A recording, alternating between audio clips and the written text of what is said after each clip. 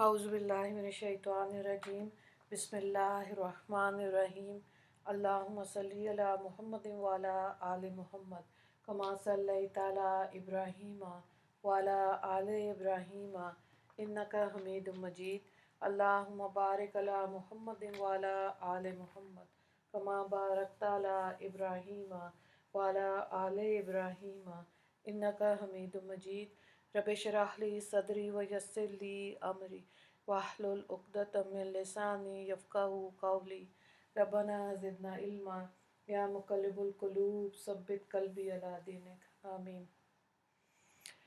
सूरह मोहम्मद का हम आज आगाज़ कर रहे हैं। पारा नंबर 26 है और इस सूरत की इब्तिदा ही में ईमान वालों के मुतल्लिक़ बताया गया। व आमनु बिमा नज़्ज़ला अला मुहम्मद, और वो इस सब पर ईमान लाए जो मोहम्मद सल्लल्लाहु अलैहि वसल्लम पर नाजिल किया गया। इस सूरत का नाम मोहम्मद इसी जुमले से माखूज़ है। ये सूरत मदनी है और मदीना में हिजरत के बाद नाजिल हुई। मौजूदा तरतीब के लिहाज से ये कुरान पाक की 47वीं सूरत है, मगर बाहिसाब नज़ूल इसका शुमार 96 लिखा गया, यानी 95 सूरतें इसके कबल नाजिल हो चुकी थीं और 18 सूरतें इसके बाद नाजिल हुई। सूरत में 37 आयात और 4 रुकू है। ठीक है। बिस्मिल्लाहिर्रहमानिर्रहीम।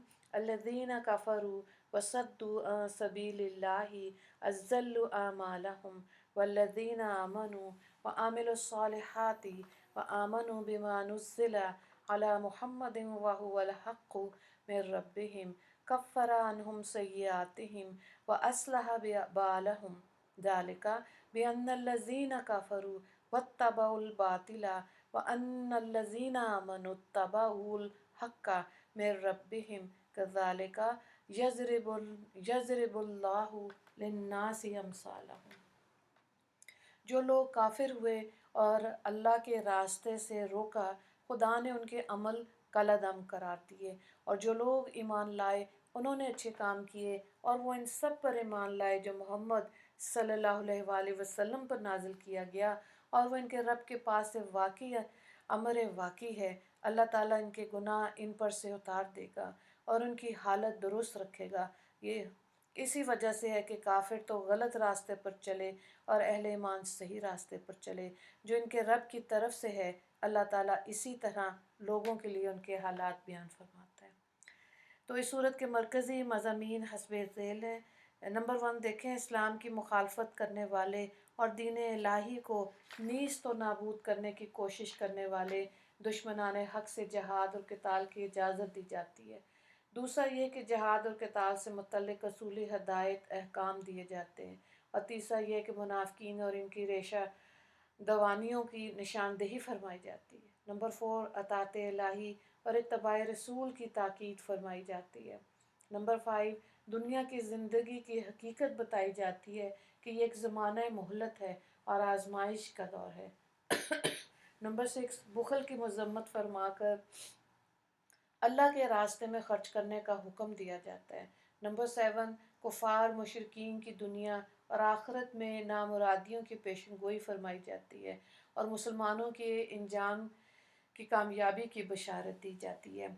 फिर आयत में वल्लज़ीना आमनू व आमिलुस्सॉलिहाति व आमनू बिमा नज़्ज़ला अला मुहम्मद में ये लायक गौर है कि यहाँ 2 मरतबा आमनू का लफ्ज़ इस्तेमाल किया गया। हालांकि पहले आमनू में यही जो लोग ईमान लाए, इसमें अल्लाह पर ईमान लाना, रसूल सल्लल्लाहु अलैहि वसल्लम पर ईमान लाना, कुरान पर ईमान लाना सब शामिल है। मगर कुरान की बुजुर्गी और बुलंद मर्तबे के इजहार में पहले आमनू के साथ फिर तखसीस से फरमाया व आमनू बिमा नज़्ज़ला अला मुहम्मद, वो इन सब पर ईमान लाए जो मोहम्मद सल्लल्लाहु अलैहि वसल्लम पर नाजिल किया गया। तो यहाँ साफ इस बात की खबर है कि ईमान जब पूरा होता है कि जब कुरान पर पूरा यकीन हो। बड़ा रुकन ईमान का यही है। फ़इज़ा लक़ीतुमुल्लज़ीना कफ़रू फ़ज़रबर रिक़ाब हत्ता इज़ा अस्ख़नतुमूहुम फ़शुद्दुल वसाक़ व इम्मा मन्नन बअदु व इम्मा फ़िदाअन हत्ता तज़ाअल हर्बु वअज़ारहा ज़ालिका वलौ शाअल्लाहु लंतसर मिनहुम वलकिन लियब्लुवा बअज़कुम लिबास वल्लज़ीना कुतिलू फ़ी सबीलिल्लाहि फ़लन युज़िल्ल आमालहुम सयहदीहिम वयुस्लिहु बालहुम वयुदखिलुहुमुल जन्नता अर्रफ़ाहा लहुम या अय्युहल्लज़ीना आमनू इन तंसुरुल्लाह यंसुरुकुम वयुसब्बितु अक़दामकुम। तर्जुमे को देखें। सो तुम्हारा जब कुफ़ार से मुकाबला होए तो इनकी गर्दनें मारो, यहाँ तक कि जब तुम इनकी खूब खून रेज़ी कर चुको तो खूब मजबूत बांध लो। फिर इसके बाद या तो बिला मुआवजा छोड़ देना या मुआवजा लेकर छोड़ना, जब तक कि लड़ने वाले अपने हथियार न रख दें। ये हुक्म बजा लाना, और अगर अल्लाह ताला चाहता तो इनसे इंतकाम ले लेता, लेकिन ताकि तुम में एक दूसरे के ज़रिए से इम्तिहान करे। और जो लोग अल्लाह की राह में मारे जाते हैं, अल्लाह इनके अमाल को हरगिज़ ज़ाया नहीं करेगा। अल्लाह ताला उनको मकसद तक पहुँचा देगा और उनकी हालत दुरुस्त रखेगा और इनको जन्नत में दाखिल करेगा जिसकी उसको पहचान करा देगा। ए ईमान वालो, अगर तुम अल्लाह की मदद करोगे तो वो तुम्हारी मदद करेगा और तुम्हारे कदम जमा देगा। अब यहाँ पे देखें, कुफ़ार ऐसे मुफसद हैं तो अल्लाह ताला अहले ईमान को इनके फसाद को दूर करने का हुक्म देते हैं। सो जब हक़ को बातिल का मुकाबला हो जाए और अहले ईमान और कुफ़ार में जंग छिड़ जाए तो मुसलमानों को पूरी मजबूती और बहादुरी से काम लेना चाहिए। बातिल का जोर जब ही टूटेगा जब बड़े बड़े मुफसद और शरीर मारे जाएं और इनके जत्थे तोड़ दिए जाएं।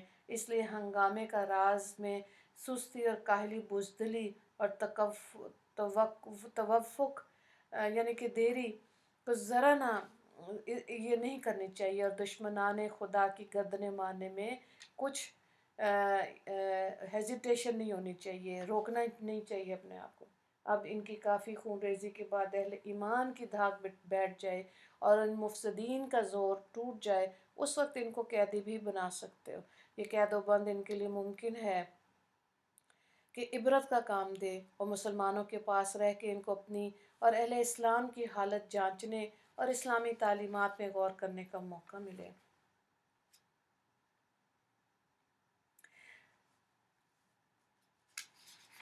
अगली आयत को देखें।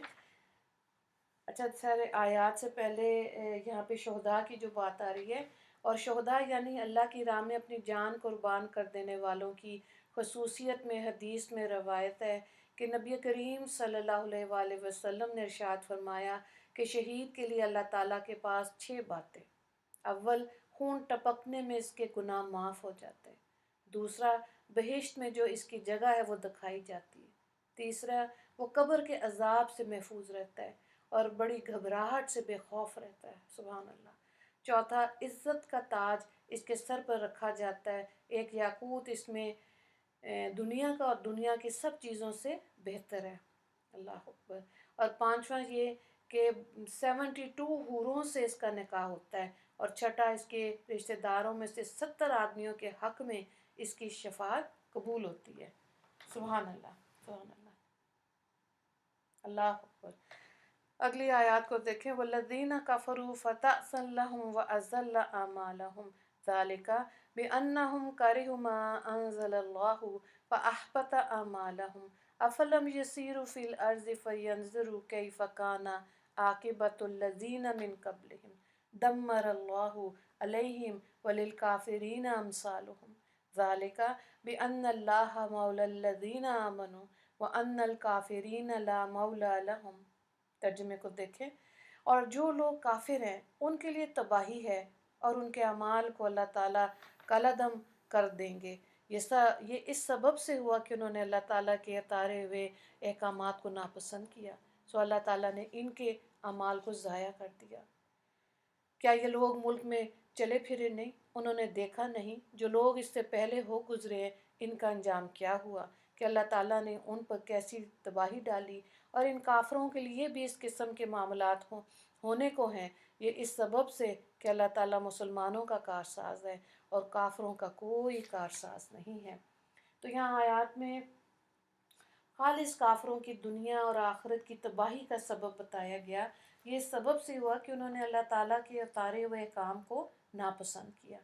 اب غور کیجئے کہ اللہ تعالیٰ کے نازل کیے ہوئے احکامات کو ناپسند کرنا، یہ خالص کفار کی صفت بیان کی گئی، اور کس درجے کا شدید جرم ہے، مگر آج اسلام کا لیبل لگا کر ایسے بھی ہیں کہ جو اللہ کے نازل کیے ہوئے احکامات کو ناپسند کرتے ہیں۔ مثلاً 5 وقت کی جماعت سے مسجد میں آ کر نماز پڑھنا ان کے لیے وقت کا ضیاع ہے۔ مہینہ بھر کے روزے رکھنا یہ ان کے نزدیک ایک جبر ہے۔ مالداروں پر حج کا فرض ہونا، قومی دولت کو غیر ملک میں جا کے خرچ کر دینا، یہ ان کو پسند کوئی نہیں۔ شراب کو کیسے بند کیا جا سکتا ہے جبکہ غیر ملکیوں کی مہمان نوازی کا یہ لازمی جز ہے۔ چور کا ہاتھ کیوں کاٹا جائے؟ کیونکہ یورپ میں اسے غیر مہذب سمجھتا ہے۔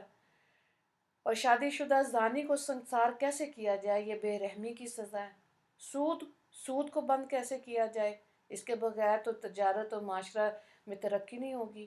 غرض اللہ کے نازل کیے ہوئے احکامات کو ناپسند کرنے والا ایک ایسا طبقہ موجود ہے جو شریعت اسلامی کے قوانین اور احکام انہیں ایک نظر نہیں بھاتے، تو پھر اسلام اور ایمان کا دعویٰ کیسا؟